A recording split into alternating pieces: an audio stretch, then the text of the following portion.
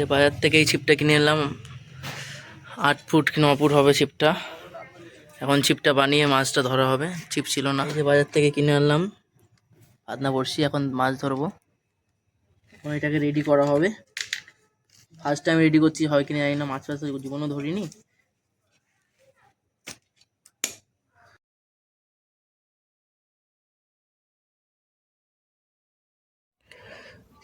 যতটা সম্ভব পুকুরও দেখতে পাচ্ছি ভালোই মাছ হয়েছে। এখন সুতোটা তাড়াতাড়ি বেঁধে নিয়ে ঝটপট মাছ ধরতে চলে যাবো। দেখি মাছ ধরতে পারি কি না আজকে।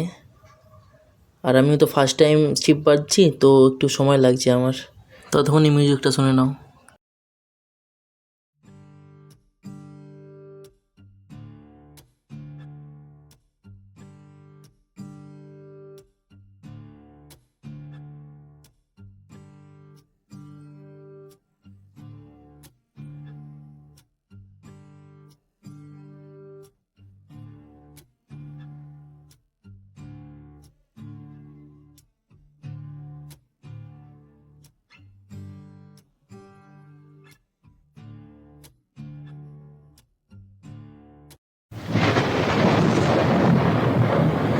বড়শি বানানো কমপ্লিট। এবার দেখবো ফাতনাটা কতটা যাচ্ছে কিনা।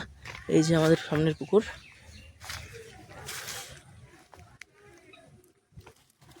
বুঝলাম,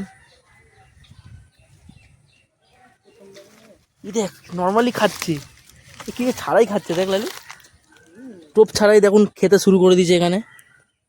তাই ইস্তেমাল করি। দেখবেন দেখবেন।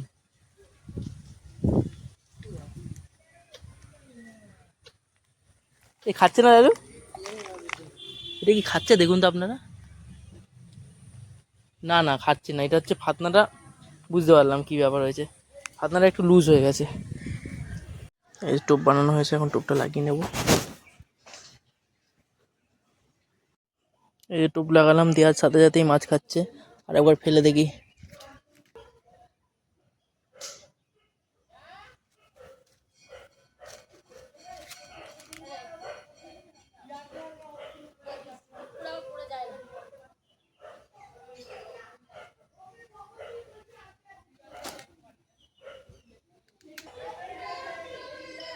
মাছ ধরার পরে বুঝতে পারি যে সবই বাচ্চা মাছ, শুধু একটু একটু করে ঠোকরাচ্ছে, কিন্তু উঠছে আর না।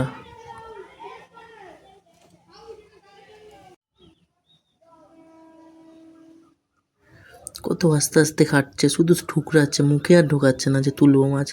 তুলতে গেলেই বাজছে না, আর টোপ খেয়ে নিচ্ছে, কিন্তু মাছ আর আসছে না। যাক গে, বুঝে গেছি আজকে আর মাছ পাবো না। তোমরা ভালো লেগে থাকলে লাইক সাবস্ক্রাইব করে দেবেন। Tata bye bye.